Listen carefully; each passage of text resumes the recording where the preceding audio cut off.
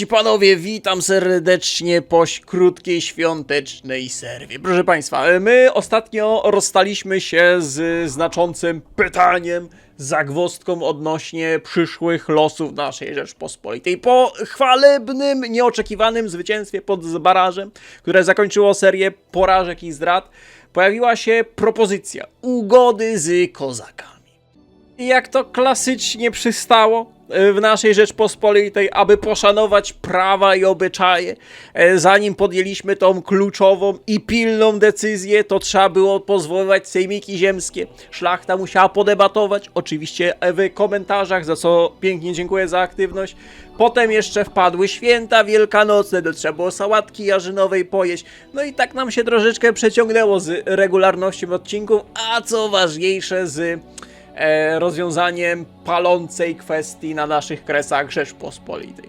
Po wnikliwej analizie, wysłuchaniu wszystkich poselstw szlacheckich i uciszeniu tych, które krzyczały coś tam o liberum veto, po przeliczeniu wszystkich głosów przez naszą ekspercką radę, postanowiono, co następuje odnośnie potencjalnej ugody z kozakami. Ale zanim król zadecyduje, po zliczeniu wszystkich głosów z komentarzy pod poprzednim filmem na YouTubie, zanim zdecyduje, czy przystępować na ugodę, czy bunty we krwi kozackiej utopić, krótka przerwa na reklamę.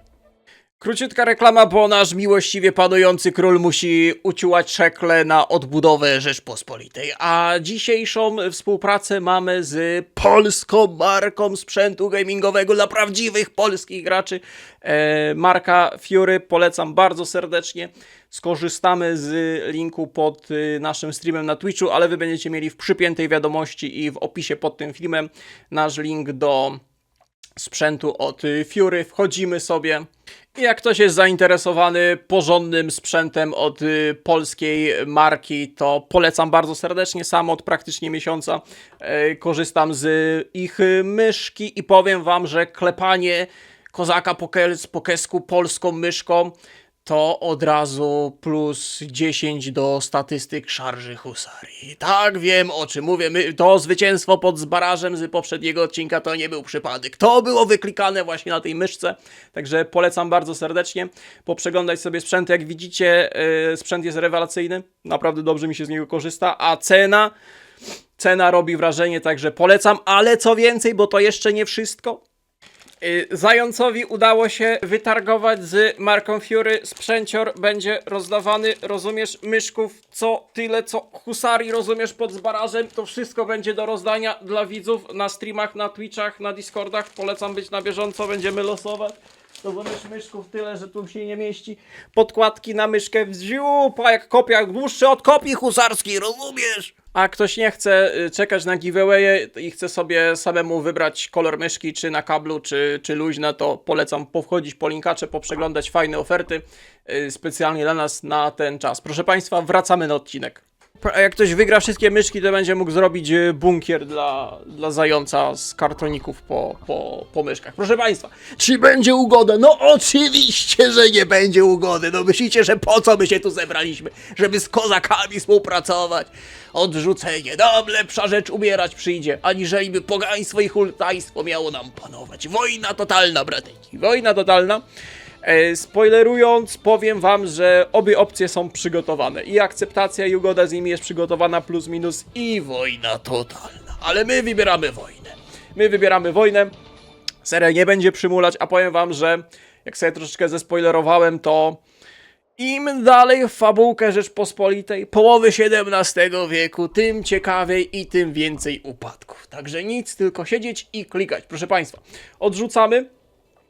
Dostaliśmy nową misję, spoko. Także ugoda po zwycięstwie pod Zbarażem została odrzucona. Wojna z kozakami będzie trwać do ostatecznego zwycięstwa. Ale żebyście sobie nie myśleli, ta decyzja o kontynuacji wojny z kozakami jest wbrew logice, bo przypominam, że my jesteśmy obecnie bankrutem tą Rzeczpospolitą, grozi nam wojna z Moskalem oraz interwencja szwedzka. Mamy, przypominam, 1650 rok, także to, co do tej pory mieliśmy, te utrata kresów, to dopiero początek, proszę państwa. To dopiero początek, a my wybraliśmy trudniejszą opcję. i przyjdzie nam za to drogo zapłacić. Król wprowadzi modę, że do każdej szlacheckiej szabelki będzie wymagane posiadanie polskiej, rozumiesz, myszki i zmonopolizuje rynek i tym odreperuje, rozumiesz, skarbiec Rzeczpospolitej. Sprawa jest tego typu, że tu nam jest król. Król nam utknął na bagnach Białorusi, bo tutaj nie ma przejścia, jak widzicie, on musi biec naokoło. Do Jeremiego Wiśniewieckiego nie ma jak się przebić, bo to jest nie dość, że armia Iwana Bohuna, to jeszcze potem tu stoi główna armia kozaków pod dowództwem Bogdana Chmielnickiego. Jeremi Wiśniowiecki to fanatyk bitew mostowych, a Jan Kazimierz tak naprawdę ma armię złożoną praktycznie z milicji miejskiej. W połowie. I my spróbujemy przeorganizować jego armię i połączyć z armią Janusza Tyszkiewicza, który sprowadził, uwaga, Litwinów. I z tych dwóch armii zmontujemy jedną, która będzie tutaj na plecach kozackich walczyć. Nie wiem, jak to się stało, że nam król Jan Kazimierz został de facto za linią wroga. Strasznie niefortunne jest, że tutaj ta rzeka, to jest dopływ Dunaju chyba, Dunaju, Dniepru, nam przez te bagna Białorusi blokuje manewry. Tu nie ma żadnych mostów. Aż musiałem sprawdzić ten dopływ Dniepru, który tyle nam blokuje i przez którego armia Jana Kazimierza utknęła. Ta rzeczka tutaj to jest Prypeć. To jest Prypeć, dopływ Dniepru i przez niego nasze armie utknęły. Dobra, spróbujemy zmontować jedną mobilną armię. Miłościwy królu. Po szybkich manewrach wojskowych udało się połączyć dwie armie w jedną taką ofensywną, którą w następnej turze, jak odzyska punkty ruchu, będziemy mogli coś przydziałać. Oczywiście pod wodzą króla Kazimierza. Połowa armii to jest kawaleria, w tym husary i nasi generałowie. Tutaj pod dowództwem Michała Karola Radziwiłła zostały posiłki w postaci tej nieszczęsnej milicji miejskiej. Tu jest szpieg! Żal mi się z wami rozstać. Tu jest szpieg! A co on... Ty! Ja myślałem, że my szpiega nie mamy. Mamy szpiega! Zobaczyć, czy ludzi podejrzanych. W okolicy nie masz. No właśnie, trzeba podejrzeć, bo my tutaj na szpiega ciułali. Dobra, mamy szpiega, będzie można podglądać. Myślałem, że nam się nie udało go zrekrutować, bo my go rekrutowaliśmy w jakiejś osadzie, która się zbuntowała. Doskonale. Także to w następnej turze przystąpimy do działań ofensywnych. Natomiast Jeremi Wiśniowiecki ma do stoczenia bitwę ze swoją ulubioną czernią kozaczą, która drży ze strachu na widok tego Wiśniowieckiego, który sobie podataja przez drewniane mostki. Także to wszystko jest piechota. Chyba tylko to są strzelcy, nie? Tak, tylko to są strzelcy, ale generalnie mam nadzieję, że ta nasza armia koronna rozjedzie tą czerń kozaczą, wspieraną przez jeszcze więcej piechota Mołojców. Składa się głównie z młodych kozaków charakteryzujących się dużą odwagą na polu walki. No zobaczymy, jak będą drżeć przed naszymi muszkietami i skrzydełkami husarii. Wiwat Karolus Gustav... A nie, to jeszcze nie to. Chwila, to się wytnie, nie zapomnij wyciąć. Mości panowie, szykuje się piękna bitwa. Trzon naszej armii pod osobistym dowództwem Wiśniowieckiego skupi na sobie główną uwagę nieprzyjaciela na tym wzgórzu, natomiast 3 oddziały naszej generalskiej husarii, a niepostrzeżenie, ukrywając się na początku bitwy w krzakach, przypuści potem atak na, mam nadzieję, rozproszone już wojska kozackie. Zaczynamy. Posiłki wroga wychodzą z drugiej strony mapy. Doskonale. Musimy ruszyć naszą piechotę, żeby skupić na sobie oddział kozacki, żeby nie wpadli na naszą husarię czającą się w krzakach. Także musimy ich troszeczkę przeciągnąć na drugą stronę bitwy, a naszych pancernych i pomocniczy oddział tatarski rzucimy od razu do walki zaczepnej. A właśnie, bo się cały czas pojawiają pytania. Proszę Państwa, jeżeli ktoś nie oglądał poprzednich odcinków, no to polecam nadrobić. To jest bodajże 4. odcinek tej serii. W każdym odcinku jest fabułka, historia, rozumiesz, wstawki filmowe, więc warto nadrobić. Druga kwestia jest taka, że ja już mówiłem, że to, co my obecnie gramy, tego nie da się jeszcze pobrać. To jest dalej wersja testowa. Miesiąc temu mieliśmy do testów wersję i teraz mamy nowszą, lepszą wersję, poprawioną tam z naszymi uwagami. Ale dalej tego, to co my gramy, jeszcze nie jest ogólnodostępne. Będzie za jakiś czas, jak tam polski mod team od Potop Total War to ogarnie. A jak ktoś chce pomóc przy modowaniu, no to polecam dołączyć do nich na Discordzie, czy tam na stronę. I jak ktoś chce się bawić w animację, kolorowanie jednostek, ogólnie pomoc przy tworzeniu modyfikacji, no to polecam, bo szukają aktywnych żbiczków do tworzenia właśnie tego wspaniałego moda, proszę Państwa. Także zapraszam bardzo serdecznie, a nasza piechota już się rozstawia. Wiecie, co mi się podoba? Że jak ktoś grał Napoleona i Medievala, to od razu zobaczy różnicę, bo w tym momencie w Napoleonie to ta kawaleria by już częściowo po sobie strzelała, bo stoi dość blisko 3 oddziały i częściowo by sobie sami strzelali po leckach, a Medieval jest o tyle fajny, że oni dają radę, gdzieś tam wynajdują luki, że nawet wszystkie szeregi od razu strzelają i nie strzelają sobie po plecach, także piękna sprawa, proszę Państwa, tylko wyczekiwać Medievala 3, którego będziemy mogli modować i... No dobra, teraz się przypadkiem trafił jeden. No dobra, ale jeden pancerny przy 300 strzelających samopałach to jest dużo. Pytanie, czy już szarżujemy tą husarią na flankę? Bo tu część oddziałów może nas zahaczyć. Nasza piechota ze wzgórzu rozbija te pojedyncze oddziały czerni kozaczej. Pokaż, jak wyglądają te jednostki. Z widłami, motło. Rzuca się na polskich panów. A było zostać na polach i na życie zarabiać. Że nawet milicja miejska daje radę.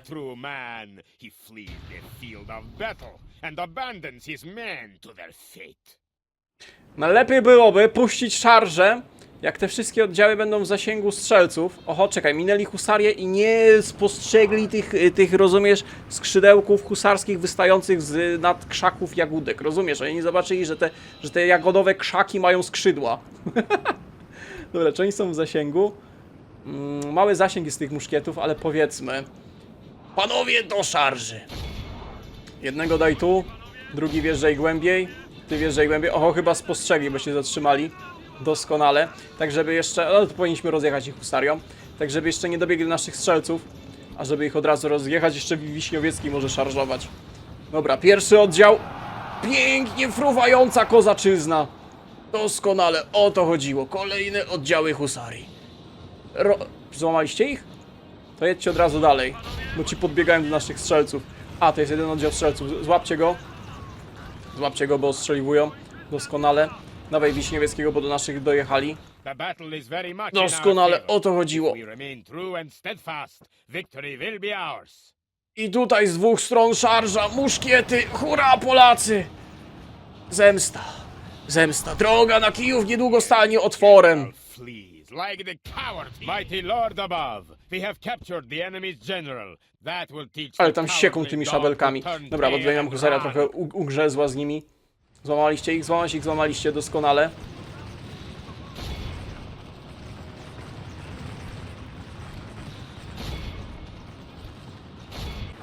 Pięknie, i tak właśnie polska armia zawodowa maszeruje po truchłach zbuntowanych kozaków.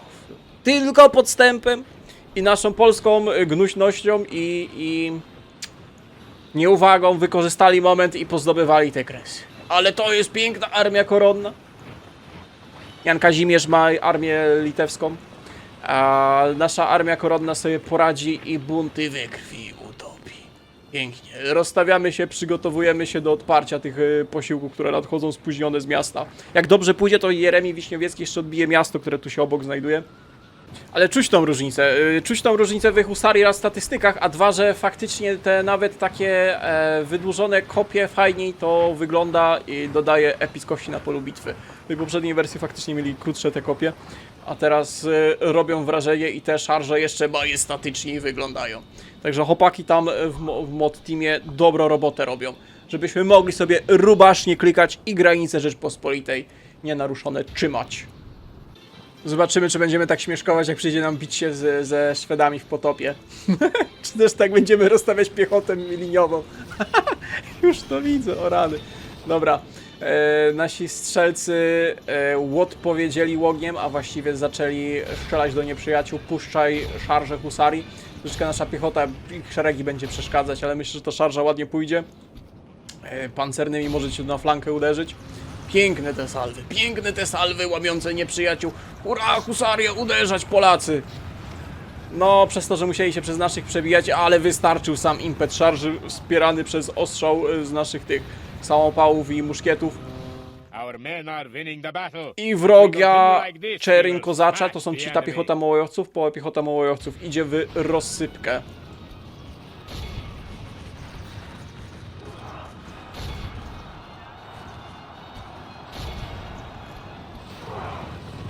Pięknie ta husaria asekurowana od flanki od pancernych. Idealnie. Wszystkie porażki na wschodzie są właśnie pomszczone. Razy pod Zbarażem, a teraz na przeprawie de facto mostowej, gdzieś tu most powinien być w oddali. Jeremi Wiśniowiecki odnosi kolejne spektakularne Our zwycięstwo. men have captured the enemy general. Pa, dosłownie całymi stadami, kotłami padają. Dobrze o to chodziło. Wybić wszystkich. Robi wrażenie. 71 poległo. Przy 5000. 22 000 za tą czerń kozaczą? O cholipka, ty! Tam chyba na wschodzie manpower się kończy i moglibyśmy... Dobra, bez aluzji do współczesnych tych zawirowań geopolitycznych. Ty, jest 22 000 za tak gówniane jednostki? Nie wiem, czy Jeremi Wiśniowiecki tym razem palików by przyoszczędził, bo 5000 palików to cały las musi wyciąć. Szkoda tych sosenek i tych brzuzek. Szczerze? Szczerze? Zażądaj okupu. Jak oni to wezmą, to skarbiec Rzeczpospolitej podratujemy. No niestety. A więc paliczki poszły w ruch. Strugamy, panowie, strugamy. Miesiąc będziemy strugać na tyle jeńców, ale jak mus, to mus. Łuck odbijemy. Świetnie.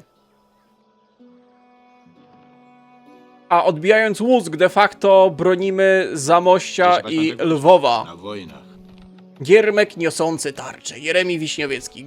Genialne zwycięstwo. Łuck.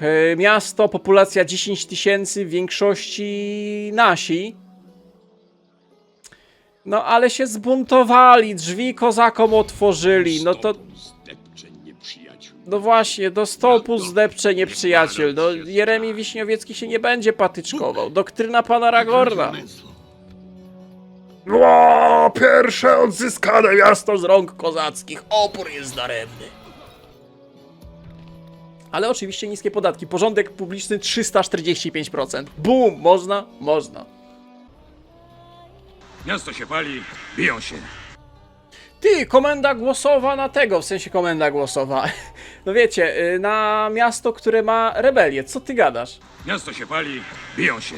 A ja zapomniałem, bo mi pisał ten, chyba główny deweloper, że przed bitwami są przemowy, ja cały czas pomijam. Musimy zobaczyć przemowę. Dobra, Radosław Tarczałowicz uda się do Grodna, aby stłumić ewentualne rebelie.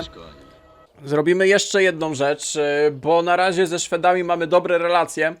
Potopu nie spodziewajmy się, nie spoilerujmy, ponadto nawet jakbyśmy się mieli spodziewać, to jest jeszcze dużo tur do tego czasu. A otrzymujemy gigantyczne garnizony, które i tak nie mają w sumie większego przełożenia. Ta wendeta miejska to jest strasznie duży koszt, żeby utrzymać taki garnizon w miastach. Także nie wiem, czy my częściowo nie zredukujemy, bo to jest 150 na każdym oddziale, to jest 2, 4, 6. No to 150 razy 6 to jest praktycznie 1000 na turę. Także możemy się ich pozbyć. Powiedzmy, ten resztę garnizon trzymajmy. To w Kejdanach też możemy tą wedetę miejską wypierdzielić, zmniejszyć. Utrzymanie tego, tu powiedzmy was trzymaj, nawet tych rajtarów do Kejdan przerzucimy. Kejdany, to takie fajne, taka miejscowość tam będzie, Wiwat Carolus Gustavus i tak dalej. Nie spoilerujmy, nie uprzedzajmy faktów. Dobra, pomniejsze garnizony trzymajmy. Dzięki temu troszeczkę przeoszczędzimy szekielka. Jeszcze przedłużając, znaczy wybierając wojnę z kozakami, król zapowiedział, że Sejm uchwali dodatkowe podatki. Także miejmy to na uwadze. Zwycięska armia teraz Wiśniowieckiego. Proszę ja was, zostawi jedną oddział garnizonowy i wróci na pozycje mostowe, żeby kontrować główne armie kozackie, że albo idą na Jeremiego Wiśniowieckiego, który trzyma fajnie taktycznie most, albo muszą przebijać się przez nasz niezdobyty Zbaraż, który też ma porządny garnizon. Także mamy dwie kluczowe pozycje. Na Kamieńsk Podolski na razie chyba się nie udadzą. Myślę, że możemy skipnąć turę. Nie skipujemy tury, bo król wysyła nas do Republiki Weneckiej. Ja tu powagę Rzeczpospolitej reprezentuje. reprezentuję. Słuchaj, mordeczko, prawa handlowe, handel i ty nam będziesz jakieś przeprawy, sukna, rozumiesz, dalekowschodniej szlaki jedwabne, handeli, tylko żadnych osp nie przywozić, a my ci żyto damy. Żyto. Bez żyta nie ma życia. Accettiamo questa Ma się ten talent do handeli. To teraz jeszcze mapę mi sprzeda. Znaczy kup mapę. Kup, dobry panie, a kup, bo my tutaj jagodami, grzybami żyjemy. Za 1000. Sembra che abbiamo raggiunto Beno fricta pacini, idealno. alla Nice. prossima volta. Jeszcze ty, jak, no i patrz, ile my szekla zarobili. Na plus 335. Szkoda, że mam skarbie zasłaniam. Musicie mi uwierzyć, że mamy na plus.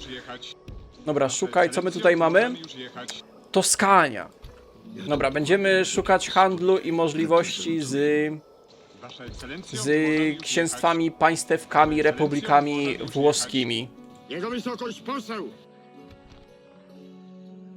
Bum, koniec tury. Jeszcze zapomnieliśmy o poselstwie do Duńczyków. Elektorat Saksonii chce handlować. Skoro chcą handlować, są w miarę blisko, to czy nie chcieliby zapodać szekielka? Ha, 100 szekla do przodu. To jeszcze pohandlujmy. 1000 tam przeszło, to już nie pamiętam ile było. Przerwa świąteczna i nadmiar siałatki jarzynowej spowodował, że zapomniałem. Ale za 1200? 1200. Ej, to jeszcze więcej można wyciągać. Ty, a chcielibyście sojusz? Sojusz z elektoratem Saksonii byłby fajną kontrą na zdradę Brandenburgii. Na tą haniebną i wiekopomną zdradę Prusów i Brandenburgii podczas potopu. Co tu się właśnie wydarzyło? Ej, no takiej kampanii to my jeszcze nie mieliśmy. Najpierw, rozumiesz, te kotły i zdrady milicji miejskiej, przez to mieliśmy akcję tą mostową na moście przy Żytomierzu.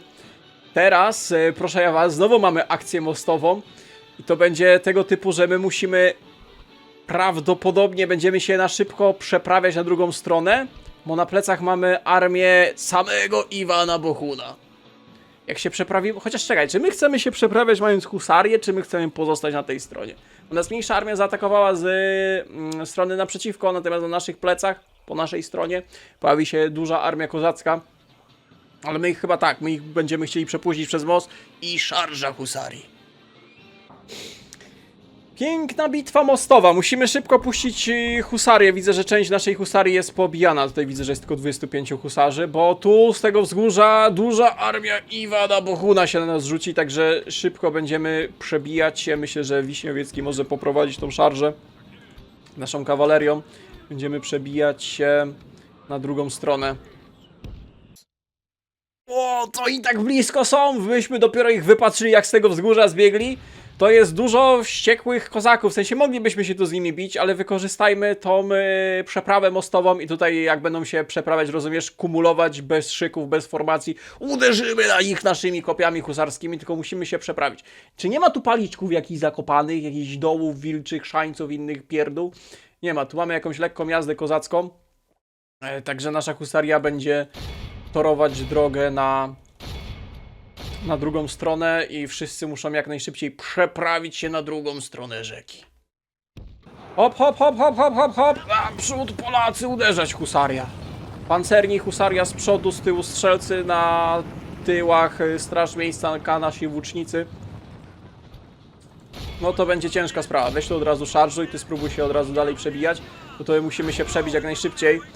Fajnie, że strzelców posłał, z tyłu ma lekką piechotę, jakbyśmy ich złamali. Nie wiem, czy my ich złamiemy. Pancernych i Tatarów spróbuj przeprawić na drugą stronę, żebyśmy się nie poblokowali na tym moście. Bitwy mostowe mają to do siebie, że niewielkie siły mogą kontrolować duże jednostki.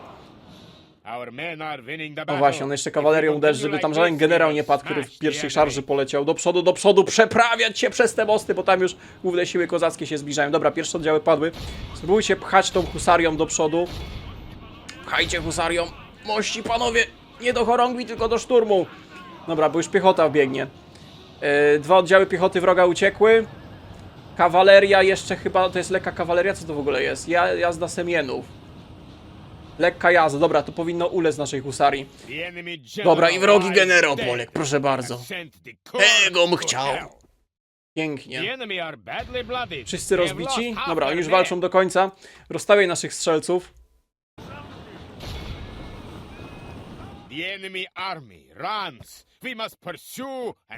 Dobra, większość już naszych sił jest na moście, tak. Nikogo już nie ma po drugiej stronie brzegu, wszyscy ładnie się przeprawiają. Tutaj ostatni idzie. Chillera Utopia. Nie śpieszy mu się. Spieszona Dragonia. Chillera Utopia. Piękna czapaja, tam się kozacy nie zdążyli przeprawić. Jakby ten oddział nas zatrzymał, a ci by nam wbili na plecy, katastrofa. Na szczęście udało się zgodnie z naszym planem wszystko przeprawić na drugą stronę, praktycznie bez większych strat. Także teraz rozstawiamy ich. A rozstawiamy ich, że strzelcy będą trzymać przeprawę mostową, a husarią będziemy szarżować i odskakiwać. Idzie Czering kozacza jak zwykle na przodzie. Widzę, że też mają swoją biedną, szczęśliwą piechotę na mięso armatnie, ale idą bez formacji, w hołota, w chaosie totalnym. Szeregi nieutrzymane, kawaleria się miota razem z piechotą. Chaos, bezprawie, smutek i ubóstwo. Spokojnie wróci Rzeczpospolita, to przywróci porządek na Kresach.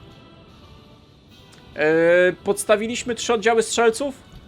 Piechotę teutońską, spieszoną dragonię i drugą spieszoną dragonię, bo będą mogli ostrzeliwać przeprawę mostową. No panowie, odpowiedzieć. Dobrze, pięknie idzie. Pytanie, czy oni będą nam stać się kumulować. Szkoda, że nie ma artylerii. Takie organki na moście. Coś pięknego było, jakbyśmy mieli jeszcze organki mostowe rozstawione. Ktoś tam z łuków strzela? Dobrze ja słyszałem? No panowie, celować. Macie ładnie ustawiony cel. Pięknie. Te 3 oddziały tutaj ładnie pobijają i zmęczą nieprzyjaciela, obniżając jego moralki, a przede wszystkim wprowadzając panikę na moście. Przez to będą musieli szybciej się przeprawiać. Ty, czekaj, czy to osobiście Bohun jedzie jako pierwszy? To mamy Straż Hetmańską, dokładnie tak. Przykładem naszego Wiśniewieckiego Bohun również chce poprowadzić szarżę. Pytanie, czy uda mu się przejechać. Tu możemy jednym oddziałem pikinierów ich zatrzymać, Straży Miejskiej. Tutaj mamy też jeden oddział do kontrowania i od razu ruszyć kawalerią. W sumie zaszarżu jednym oddziałem i drugim. Pięknie wyjechał pod naszych strzelców. Zasadzka. Nie dajcie mu tylko dojechać do tych, A, on już spanikował. Nawet husaria nie dojechał. Ej, no pięknie to wyszło, proszę państwa. Pięknie. Wróćcie do tego, do formacji. Rozbijcie, co macie rozbić kawalerią. Upolować dziada. Zaraz poślemy za nim tych. Poślemy, wy na razie nie strzelajcie. Hold. Poślemy za nim Tatarów. Ścigajcie tego Bohuna, a husaria wraca do formacji. Na pozycje wyjściowe. Dobrze. Tatarzy się nim zajmą. A tutaj mamy jeszcze... Pojmaliśmy wrogiego generała, doskonale. Dobra, i teraz reszta jego armii próbuje się przebić na drugą stronę. Już wszyscy strzelają ładnie z tego wzgórza. Żeby tak... Oj, tu jest setka lekkiej kawalerii. Żeby to nie dojechało. Teraz przypuścimy szarżę kawalerii. Część dojedzie, ale są rozproszone oddziały, pojedynczo dojeżdżają. Dobra, rzucaj do pierwszej szarży. Będziemy szarżować i cofać. Zaatakuj tu. No właśnie, bo oni już uciekają. Łamią się pod naporem naszej kawalerii. Które my nie zdążyliśmy się rozpędzić. Przez to, że stracili generała. Ty dużo tracisz, bo się na moście z nimi strzelacie, nie? No właśnie. Nie wiem, czy was nie odsuniemy i nie zmusimy wroga, żeby jednak się w całości przeprawił. Bo jak on stoi tutaj skotłowany, to jest dużo strzelców. Patrzcie, ile ich padło. Taka liczba kozaków z samopałami robi obrażenia. Wyobraźcie sobie, żeby jeszcze było mechanika niszczenia mostu. Przecież to byłoby majestatyczne. Dobra, zawracaj tą husarią, bo tam widzę, że ganiają się z niedobitkami. Zaszarżujcie na te oddziały kozaków, które się właśnie przeprawiają. Mieliście idealnie w nich wjechać. Tutaj nasi strzelcy cały czas trzymają pod ostrzałem wrogie jednostki, które przechodzą przez rzekę. Dobrze. Więcej skrzydlatej husarii. Szarżować i zmiażdżyć nieprzyjaciół. Złamać ich morale. Potem odstąpić, przegrupować się i zaszturmować drugi raz. Pięknie. Dobra, podejdźcie bliżej tymi strzelcami. Jeden oddział mocno nam ucierpiał. Dobra. Husarię wycofaj. Ości panowie do szarży. No przebijaj się teraz, bo dużo ich tutaj wybiegło. Jest co normalnie niczym hordy worków się przebijające przez przeprawy mostowe na Osgiliad. I nasza husaria po prostu się kądza tam szabelkami. Nawet już kopii nie używająca. Puszować, przebijać się. Z dwóch stron mamy ładnie ostrzał poprowadzony. Pięknie. Jeszcze ze wzgórza zjechani prosto na brzeg rzeki dopchnięci. Idealnie. Idealny pogrom. Nie no, pięknie, majestatycznie to wygląda.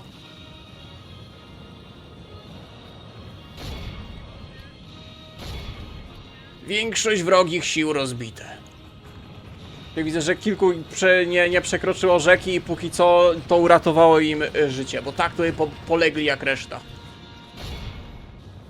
Powiem tak, fajnie czuć tą różnicę pomiędzy tymi naszymi jakimiś tam ciężkimi jednostkami jazdy, czy tą ogarniętą piechotą, no tą liniową z muszkietami i tak dalej, tą dragonerią, w porównaniu do tej hołoty, tej czerni, tych mołojowców i całej reszty. I że im moralki padają, to jest fajne, tylko problem jest taki, że oni głupio tracą generałów i przez to błyskawicznie tracą te morale. Bo to, że on tak fajnie tam dla nas tego generała stracił na początku, no to jest katastrofalne. No jakbyś ty klikał kozakami, no to generała w żadnym wypadku, mając taką armię polegającą na moralkach, byś nie rzucił swojego generała do szaleńczej szarży w jednym kierunku, bez powrotu. I przez to większość jego armii poszła w rozsypkę. No ale uznajmy, że fabułkowo, lorowo chciał też przeprawić się przez rzekę jak Wiśniowiecki i Polek. I cała jego armia została tu wybita. Ci pod mostem się schowali. Grzybami, jagodami. Ci tam uciekają? Co oni robią? Wracajcie tu! Ale na plus, że jak wie, że przegra, to resztę oddziałów wycofuje ręcznie. Oni nie spanikowali, on ich ręcznie wycofał, bo widzę, że tutaj flaga nie migała. Dobra, zakończ bitwę. Tylko szkoda, że tego generała tak głupio tego Iwana Bohuna przepalił. Ładnie wyszło episkolorowo, no ale pod strategię no to katastrofa totalna. Znowu przy minimalnych, szkoda, że miał o 30 za dużo Jeremi. Żołnierzy pod swoją komendą. Znowu bez strat pokonaliśmy 5000 kozaków. 30 000! Szkoda, że za te postacie jest tylko 1000. Muszę się zapytać, czy da się jakoś zrobić, żeby fabuł było więcej, bo jak nam pojmą króla i za króla też będą chcieli 1000, no to trochę bez sensu, nie? No kurde, trzeba ratować skarbiec Rzeczpospolitej. Oni mają brak pieniędzy na oko, nawet jakby chcieli, to nie zapłacą. No cóż. Paliczki strugamy, paliczki. Wiśniowiecki całą następną turę będzie siedział i paliczki strugał. Dar od Rady 3500.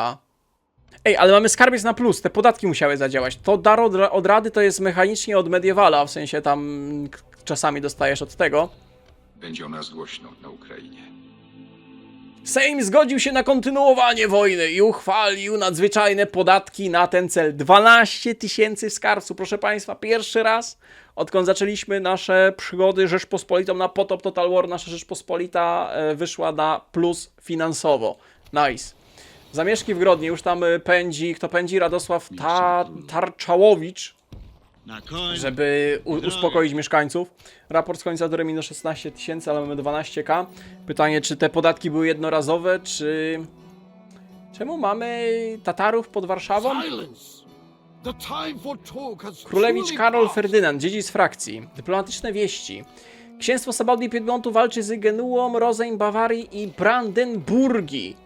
Daj jeszcze raz to powiadomienie, proszę. Będzie o nas głośno na Ukrainie. Piękne, proszę Państwa. I tym pięknym akcentem... Będzie o nas głośno na Ukrainie. Pięknym akcentem kończymy dzisiejszy odcinek. Mam nadzieję, że Wam się podobało. Przypominam, żeby zajrzeć na linkacza od sprzętu gamingowego polskiej marki Fury. Polecam bardzo serdecznie sobie przejrzeć, a ja się z Wami żegnam i widzimy się w kolejnym odcinku. Trzymajcie się i do następnego. Cześć.